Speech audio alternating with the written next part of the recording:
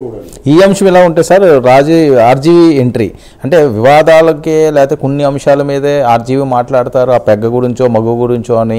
కానీ ఇప్పుడు ఆయనే అసహ్యించుకునే పరిస్థితికి ఈవిడ వచ్చారా అన్నట్లుగా ఆయన మాట్లాడుతుంది. ఆ వాయిస్ వినండి సార్, అది ప్లే చేయండి అమ్మా. కోడలిని కొండా సురేఖ్ గారు సమంతకి అపాలజీ చెప్పడం అనేది అంతకన్నా స్టూపిడిటీ అయితే నేను చూడలేదు. ఫస్ట్ ఆఫ్ ఆల్ సమంతని ఎక్కడ అవమానించారు?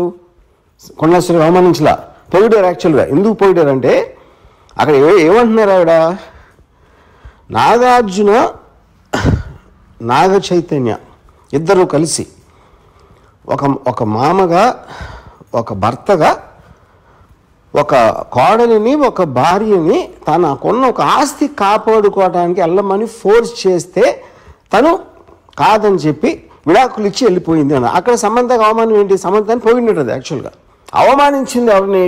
అత్యంత జుగుసంగా అవమానించింది నాగార్జున చైతన్యాన్ని. అసలు దాని టాపిక్ ఎత్తట్లా, దాని గురించి ఇంతవరకు మాట్లాడలేదు ఎవరు.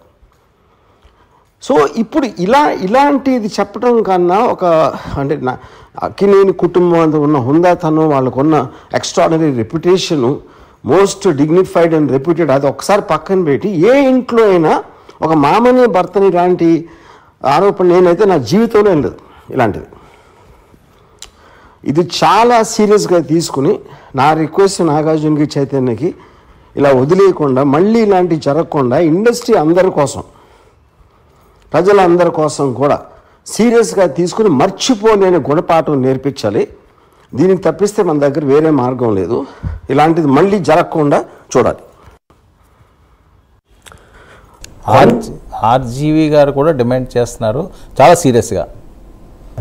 ఇప్పుడు ఆర్జీవీ గారు అంటేనే విడ్డూరంగా విపరీతంగా మాట్లాడటము, వాటి వివాదాస్పదం, ఇవన్నీ సర్వసాధారణం. కానీ ఆయన కూడా ఇక్కడ స్పందిస్తున్నాడు. అదే నేను నాగేశ్వరరావు గారి డైలాగ్తో నేను చెప్పాను. ప్రేమ్నగర్లో ఆయన ఒకసారి అంటాడు, తాగుబోతులకు కూడా అసహ్యం వేసి ఎంత అసహ్యంగా మాట్లాడడం, వాళ్లకు తెలిసిన మర్యాద అంటాడు. తర్వాత ఏదో నడుస్తుంది.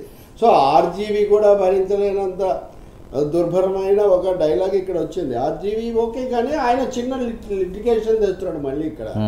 సమంతను అవమానించలేదు, నాగార్జున అవమానించారు. ఆ ఘటన ఆమె అవమానించిన సందర్భంలో వాళ్ళందరూ ఒకటే సార్. వాళ్ళకు లేని దాన్ని మళ్ళీ మనం కొత్త హెయిర్ స్ప్లిట్టింగ్ కేసు, అది విభజన మనం తీసుకొని రావద్దు ఇక్కడ.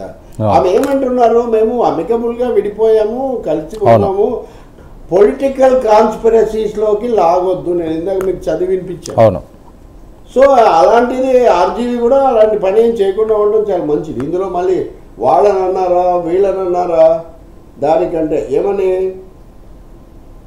our choice to keep things private doesn't invite misrepresentation.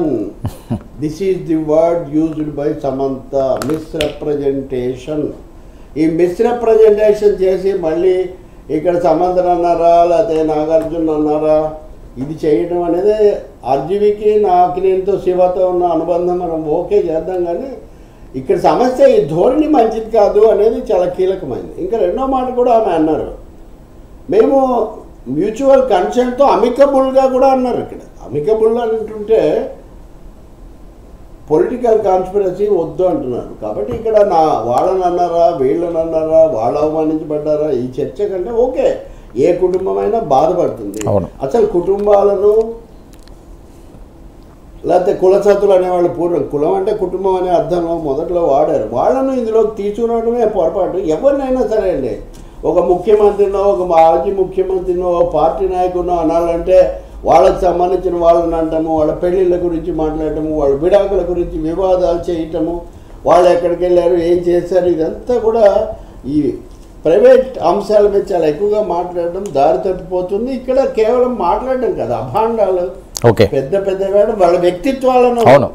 Samantha అది కూడా చెప్పింది ఏమని, ఈ ఆకర్షణీయమైనటువంటి ప్రపంచంలో వ్యక్తిత్వాన్ని నిలబెట్టుకుంటూ ముందుకు పోవడంలో చాలా పెద్ద పోరాటం ఉంది. సురేఖ గారు మీరు దాన్ని గౌరవించండి, అలా నిలబడ్డాము, మీరు తేలిగ్గా తీసుకోకండి అని కూడా ఆమె మహిళలను గౌరవించండి అనే మాట కూడా ఆమె చెప్పారు. కాబట్టి నేను అనేది రామ్ గోపాల్ వర్మ మరీ అయిండొచ్చు, ఆయన చెప్తున్నట్టుగా ఇప్పుడు నాగార్జున నోటీస్ ఇచ్చారు, కేటీఆర్ కూడా నోటీస్ ఇస్తారు, మహేష్ బాబు కూడా స్పందించారు, ఇంకా అందరూ స్పందిస్తున్నారు. అందరండి. ఇండస్ట్రీలో ఇంత సామూహిక స్పందన ఇలాంటి విషయంలో ఇదే ఫస్ట్. అవును, మిగతా వాటి మీద కూడా ఇంతకుముందు కూడా మాట్లాడారు ఈ మధ్య 2-3 సార్లు సమస్యలు వచ్చినప్పుడు కూడా. కాబట్టి అలాగే దీన్ని కొన్నిటితో అటు ఇటు కలగపలగం చేయడం కూడా శుద్ధ అనవసరమైన ఒక అంశం. అవును. హైదరాబాద్లో పరిశ్రమకు ఉన్నటువంటి సినిమా పరిశ్రమకు, పైగా తెలుగు వాళ్ళకంటే సినిమా, మీడియా, రాజకీయాలు ఇవి ఎక్కువ అండి. అవును, ఇది మామూలు పరిశ్రమ. హైయెస్ట్ నెంబర్ ఆఫ్ ఫిల్మ్స్ మనం ప్రొడ్యూస్ చేస్తాం, చాలా ఇన్కమ్ ఇవన్నీ కూడా వచ్చాయి. ఇప్పుడు పాన్ ఇండియా స్టేజ్ కూడా వెళ్ళిపోయింది తెలుగు ఇండస్ట్రీ. మహిళలు అనే వాళ్ళను ఇలా చూడటం, ఇలా మాట్లాడటం పొరపాటు. ఇంకా అందులో అరకొరగా దశభిషలు లేకుండా, బేషరతుగా భేషజాలు లేకుండా ఆ మాటలు ఉపసంహరించుకొని చక్కదిద్దుకుంటే సరిపోతుంది.